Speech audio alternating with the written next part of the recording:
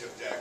And I said, no. And so we just started talking, and of course we found out that we're from the same community. So we've been friends ever since. You're just a sweet, sweet person. Thank you for this. So I have to tell you that story. I want to acknowledge the candidates here tonight because my very first office that I ran for was school board. Of course, we have two incumbents who have been on the board for a very long period of time, two challengers, and I just want to commend everybody for putting your hat in your ring. Running for office is a very, very difficult business. You all know that. It's becoming even more difficult in this day and age. We know more about candidates than we've ever known before, largely because of the blogs. The blogs, in my opinion, have completely changed the complexity of politics. The blogs are now competing with mainstream newspapers. Actually, it's the other way around. Mainstream press is competing with the blogs. Who can get the information up first? And a lot of what is out there is largely irresponsible.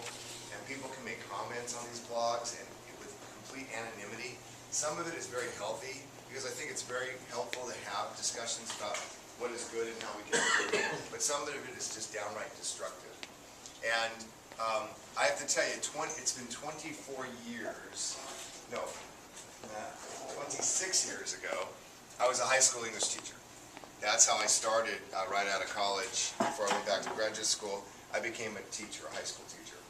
And I have come from a long line of family members who are in education. And I personally was publicly educated all through school and actually college and graduate school. So I'm a very, very big believer in the public education system.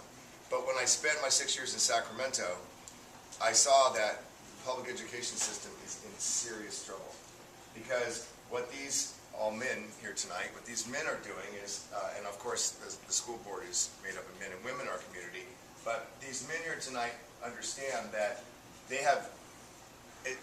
don't have as much control over the decision making about how money actually makes its way into the classroom the way it should be.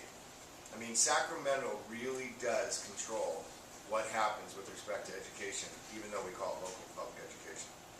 The other thing that can be frustrating, and I was a teacher, okay, so I'm a big supporter of teachers, but what's happened now in the state of California is that our public employee sector have become amazingly powerful, and they do dictate a lot of what happens at Sacramento and at the local level.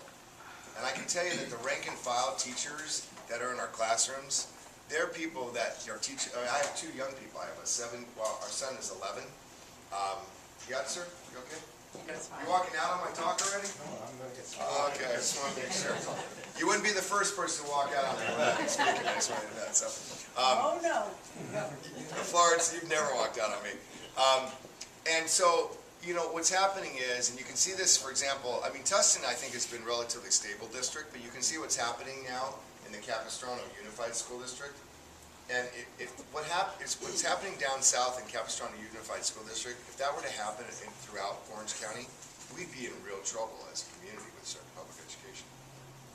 So the relationship between the school board, the community, the teachers, the superintendent, the administrative staff, it is really, really important. So I think we're all looking forward, gentlemen, tonight to the questions and how you answer the questions, and the fact that, you know, we want to know, obviously, as community members and people who have, not everybody here is children in the public education system, they probably did at one time, but we do care, obviously, about our property values, the schools, how that affects, you know, quality of education affects our property values.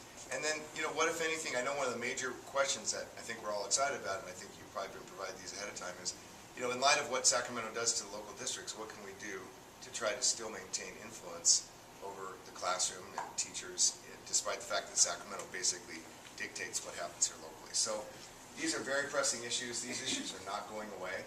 Until we change Sacramento, I can tell you, irrespective of what good faith that these gentlemen bring to the elected office, as long as Sacramento's in control and doesn't want to let loose on the leash of power to allow the local school board members to make the decisions, we're going to be in trouble. One of the #1 things that the legislature can do is get rid of all these categorical funds.